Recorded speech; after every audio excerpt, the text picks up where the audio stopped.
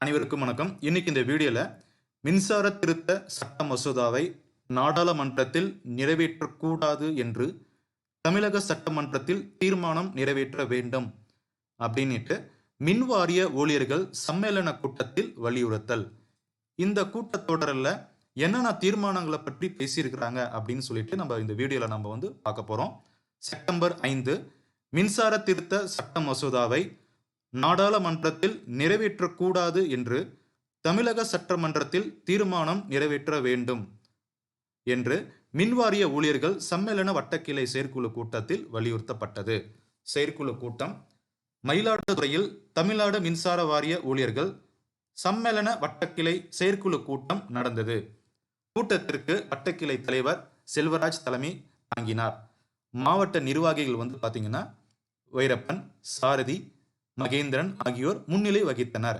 கூட்டத்தில் பொதுச் செயலாளர் சேக்கிலார் கலந்து கொண்டு பேசினார். என்ன பேசியிருக்காருன்னா, கூட்டத்தில் மின்சார தொழில் மற்றும் பொதுமக்கள் பாதுகாக்கக்கூடிய மின்சார சட்ட திருத்த மசோதா 2021 மத்திய அரசு நாடாளுமன்றத்தில் தாக்கல் செய்யக்கூடாது என்கிற தீர்மானத்தை தற்போது நடைபெற்று வரும் தமிழ்நாடு சட்டமன்ற கூட்டத்தொடரில் நிறைவேற்ற வேண்டும் அப்படின்னு சொல்லியிருக்காங்க. மத்திய அரசு மின்சார சட்ட திருத்த மசோதாவை நடைமுறைப்படுத்தக்கூடாது என்று கேரளா, இமாச்சல பிரதேசத்தில் சட்டசபையில் தீர்மானம் நிறைவேற்றப்பட்டது. இந்த 2 ஸ்டேட்லயும் ஒரு தீர்மானத்தை நடைமுறைப்படுத்தியிருக்காங்க. அதே மாதிரி தமிழக அரசும் தீர்மானம் நிறைவேற்றி மத்திய அரசுக்கு அனுப்ப வேண்டும். ஸோ தமிழக அரசும் ஒரு தீர்மானத்தை நிறைவேற்றி அதை மத்திய அரசுக்கு அனுப்ப சொல்றாங்க. மின்சார வாரியத்தில் இருக்கக்கூடிய 50,000க்கும் மேற்பட்ட காலி பணியிடங்களை நிரப்ப வேண்டும். 50,000க்கும் மேற்பட்ட காலி பணியிடங்கள் கடந்த வாரம் அமைச்சர் அவர்கள் சொல்லியிருந்தாரு. அதையும் வலியுறுத்தியிருக்காங்க.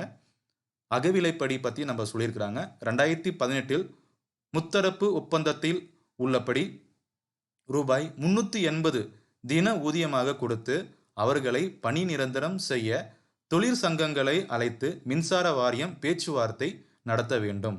மத்திய அரசு அறிவித்துள்ள 28% அகவிலைப்படியை தமிழக அரசு நடைபெற்று வரும் சட்டமன்ற கூட்டத்தொடரில் அகவிலைப்படிக்கான அறிவிப்பை வழங்க வேண்டும். அகவிலைப்படியை பற்றியும் சட்டமன்ற கூட்டத்தொடரில் அதை பற்றின ஒரு அறிவிப்பும் வெளியிடணும் அப்படின்னு சொல்லியிருக்காங்க. வெளி மாவட்டங்களில் பணியில் உள்ள கேங்மேன் பணியாளர்களை சொந்த மாவட்டத்திற்கு பணியாற்ற ஆணை பிறப்பிக்க வேண்டும். கேங்மேன் பார்த்தீங்கன்னா அவங்கவுங்க சொந்த மாவட்டங்களே பணிபுரிய அதுக்குண்டான ஒரு தீர்மானத்தையும் பார்த்தீங்கன்னா இப்போ நடைபெற்றிருக்கிற சட்டமன்ற கூட்டத்தொடரில் அதை சொல்லணும் அப்படின்னு சொல்லியிருக்கிறாங்க. மின்சார வாரியத்தில் களப்பணியாளர்கள், கணக்கீட்டாளர்கள், அதுக்கப்புறம் அலுவலர்கள் உட்பட கொரோனா தொற்று ஏற்பட்ட போது பணியாற்றி 200க்கும் மேற்பட்டவர்கள் இறந்துள்ளனர். கொரோனா காலகட்டங்கள்லையும் பார்த்தீங்கன்னா 200க்கும் மேற்பட்டவர்கள் பார்த்தீங்கன்னா இறந்திருக்கிறாங்க. அதையும் மென்ஷன் பண்ணி சொல்லியிருக்கிறாங்க. அவர்களை முன்கள பலியாடுகளாக அறிவித்து தமிழக அரசு முதலமைச்சர் நிவாரண நிதியில் இருந்து ரூபாய் 25 லட்சம் நிவாரணம் வழங்க வேண்டும் என்பது உட்பட பல்வேறு தீர்மானங்கள் நிறைவேற்றப்பட்டன. கூட்டத்தில் சங்க நிர்வாகிகள், மின்சார ஊழியர்கள் கலந்து கொண்டனர். Thank you friends. தேங்க்ஸ் ஃபார் வாட்சிங்.